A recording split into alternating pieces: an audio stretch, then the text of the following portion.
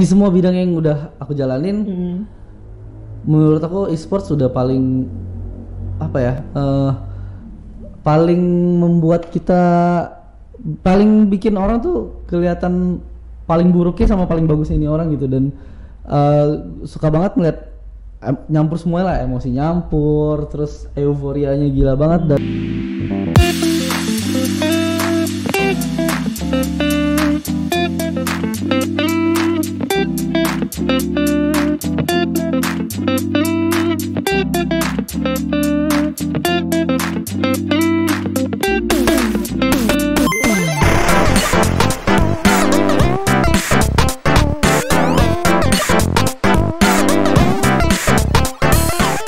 mungkin ini juga Mete bisa ceritain perkembangannya juga ya, gimana cewek nih kalau misalnya dia cewek tapi dia juga suka main game dan dia pengen jadi pro player gitu loh, itu di industri ini gimana sih gitu, dan apakah ada ngelihat perubahan nggak dari masa ke masa dari Okay. ya pro player tapi dia perempuan nih kebetulan. banyak sih sekarang pro player yang cewek itu udah mulai banyak banget. Dan itu kelihatan nggak sangat grafiknya tuh kayak semakin lama semakin meninggi gitu? Kalau sekarang masih belum menyaingi cowok sih, jujur ngomong aja kayak gitu. Betul. Cuman progresnya itu gila banget. Dari tahun ke tahun yang awalnya bener-bener nggak ada, makin kesini makin ada dan sekarang e-sports itu hampir semua e-sports besar di Indonesia punya tim cewek pasti. Dan bisa dibilang kalau soal salary, soal apa itu emang nggak beda sama yang cowok dan kompetisi-kompetisinya juga yang cewek udah ada. Maksudnya khusus sendiri dan turnamen itu nggak kecil, besar banget juga. Bener-bener yang nasional juga udah ada gitu. Dan ini juga menarik kan, ada juga kan mungkin yang Wikipedian mungkin dia selama ini e-sport itu buat cowok gitu kan, itu kan mainannya cowok gitu, tapi semakin kesini juga kan kita semakin banyak melihat juga ada pro player yang juga perempuan gitu kan. Betul. Dan juga mungkin banyak juga yang masih pada muda tapi walaupun perempuan tapi juga senang main game gitu, tapi itu udah mulai terbuka ya. Udah mulai terbuka banget sih kalau untuk sekarang. Besar banget malah peluangnya juga. Peluangnya juga udah besar banget. Peluangnya juga besar banget. Oke.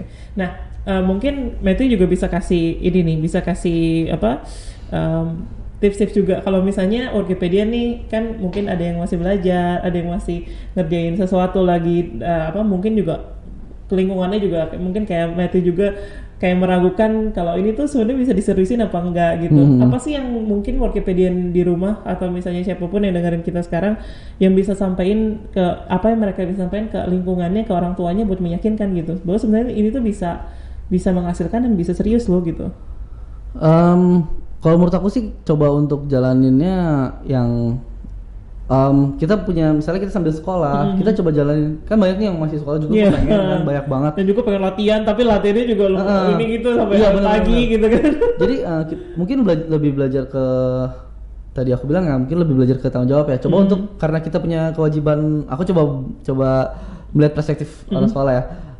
Kira kita sambil sekolah, ya coba kita lakuin tanggung jawab kita sekolah, sembari kita main game. Jangan kita abaikan yang sekolah, tapi maunya fokus di game dan bilang kita bakalan gede dan segala macam, tapi kita ngabain tanggung jawab yang kita udah punya. Kalau bilang situ, kalau kita sambil kuliah juga sama, sambil kerja juga sama. Jadi menurut aku tuh bisa banget kita ngejalanin dua-duanya dengan benar-benar serius dua-duanya gitu. Asal kita kurangin tuh yang namanya Netflix kita kurangin, yang namanya kita nonton YouTube cuman buat fun-fun doang kita kurangin, main game yang cuman gak ada juntrungannya kita kurangin. Coba untuk sekolah serius, main gamenya juga bener-bener yang cuman kompetitifnya aja gitu, jangan buat fun doang, jangan buat bercanda gitu loh, istilahnya kayak gitu. Jadi time management itu penting sekali ya, prioritas. Bener. Jadi gitu. maksudnya keluarga juga nggak ngelihat negatifnya, ngerti gak sih? Bener gak sih?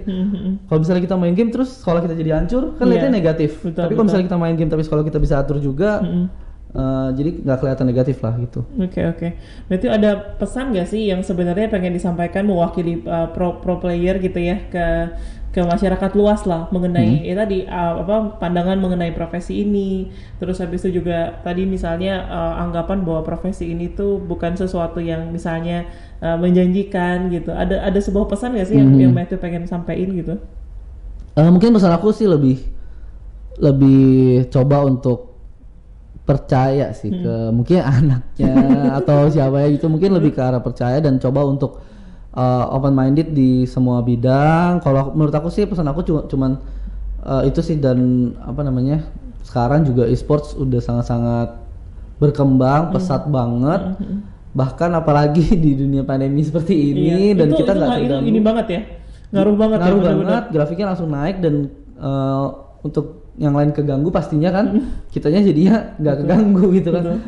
Jadi ya itu aja sih, mungkin lebih dipercayakan aja dan game itu nggak selalu buruk lah istilahnya gitu.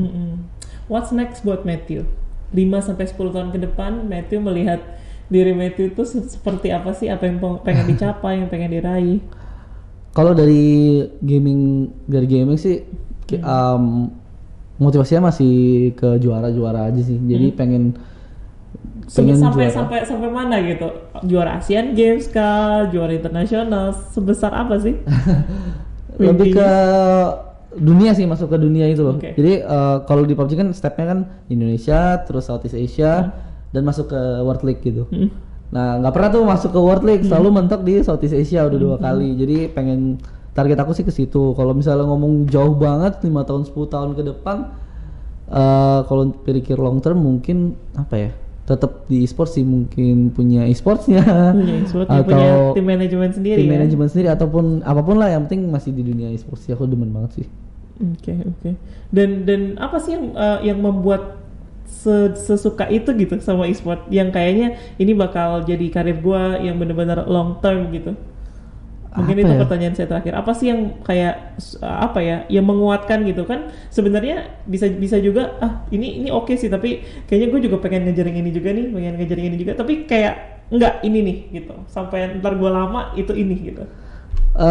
Di semua bidang yang udah aku jalanin, menurut aku e-sports sudah paling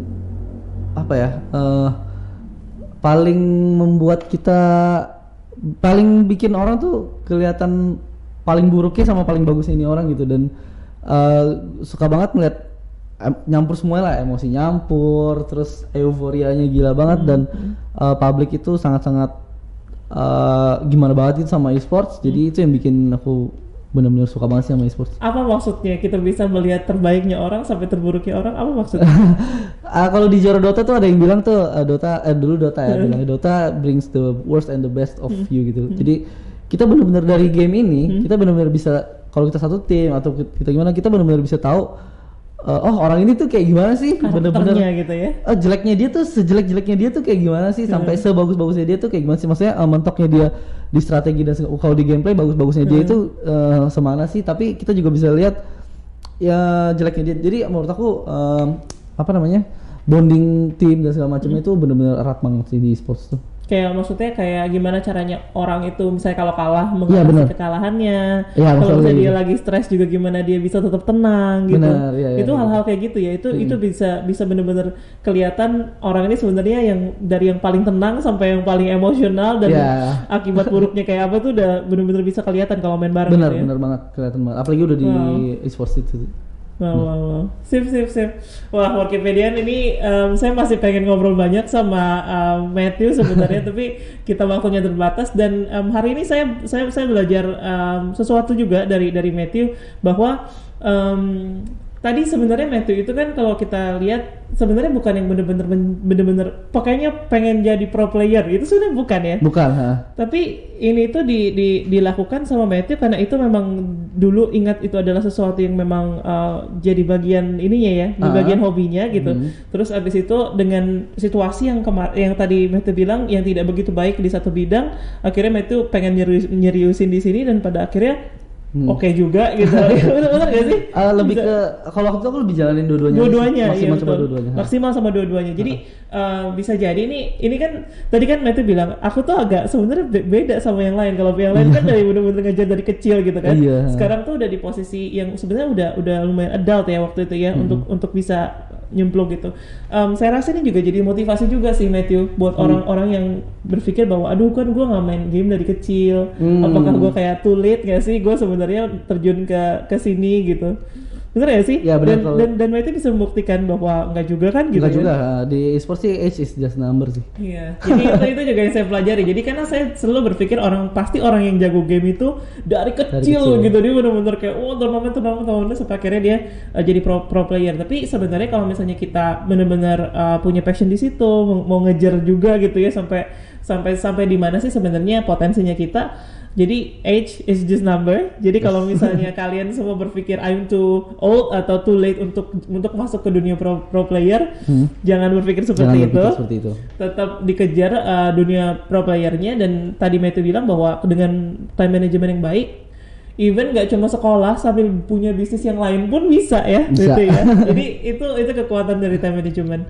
Dan terus tadi juga dibilang kalau misalnya kalian perempuan, kalian juga suka main gitu, itu juga tidak menjadi hambatan juga. Sama sekali enggak. Dan tadi itu juga sebutin juga bahwa semakin kesini tuh ada niche-nya sendiri ya, pro player yang perempuan itu ya. Jadi udah ada turnamennya sendiri. Terus juga Matthew juga tadi juga bilang bahwa yang terakhir tuh powerful menurut saya, games itu bisa brings out the best and the worst of you gitu. Luar biasa. Jadi kita dengan bermain game itu sebenarnya juga belajar karakter orang, belajar cara kita berstrategi.